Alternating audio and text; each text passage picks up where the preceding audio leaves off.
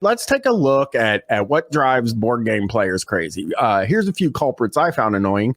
The phone phantoms. We've all seen them. The players who disappear into their phones during the game, missing key moments and slowing everything down. Nowadays, sometimes I'm playing a goddamn board game and I look up and I say, am I playing a board game or am I in a zombie film? Yeah, because this feels like the apocalypse. This is what they were talking about. Is often what I'm thinking when I'm playing. We're here in person. Game. Make eye contact. What are you doing? You know what I mean? Eye contact with me. Oh, brains. I don't have any brains. This is what I'm saying.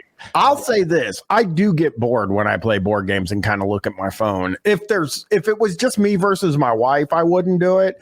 But if there's like 3 or 4 people, I'm like, I want to check my phone. Well, I would get bored, but that's why I wouldn't play them, because I would get bored definitely playing them, and I would maybe look at my phone or something. But that's why I choose not to play board games. You'd be the salty losers. No one likes to lose, but some players take it to a whole new level, blaming the game, saying X person always wins, or bad luck instead of tipping their hat to the winner.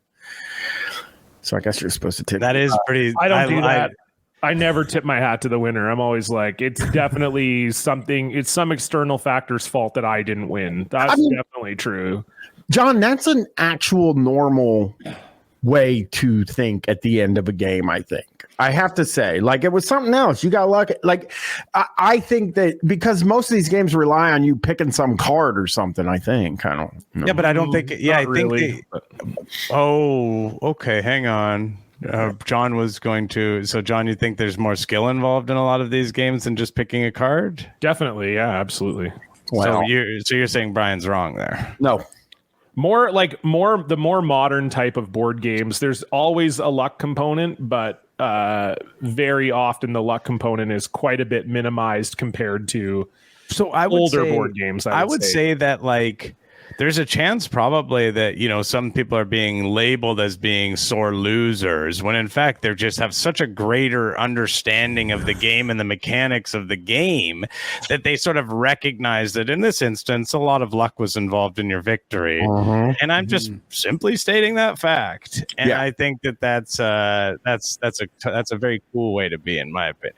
Yeah. Well, the backseat drivers, aka the quarterback, these players can't resist telling everyone what to do, even when it's not their turn. It's helpful to offer advice when solicited, but come on.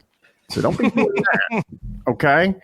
There's the rule lawyers. We get it. The rules are important, but there's a time and place for endless rule debates. I don't know about that. I think rules are rules. That's the whole point of the game, though, right? That's it's like the whole you have thing to follow the rules. So if there's an issue with the rules, you need to sort it out. You need to sort it out. What are you gonna? This sounds to me like you're trying to skirt the rules, and you don't like being called. Yeah, you're trying to go Uncle Cheater mode, and you don't want to get called out for it. This is my favorite guy. This is such an antisocial behavior that I love it. The card folders.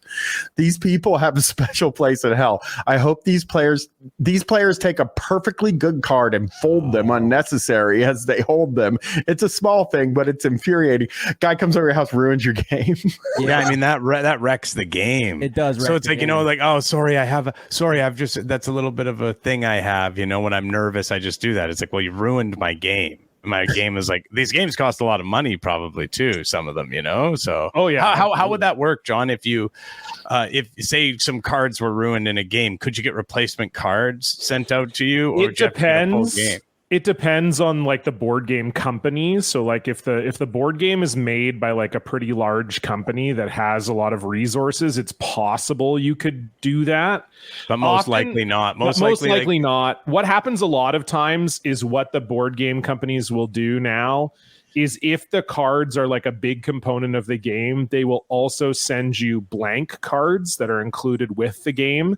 So let's say like a card got folded, you could then write down on like a new fresh Well, I mean, let's be honest. Then now that I'm thinking about it, you could get a fucking piece of paper and write it on. No, well, but then the paper that would be even more obvious.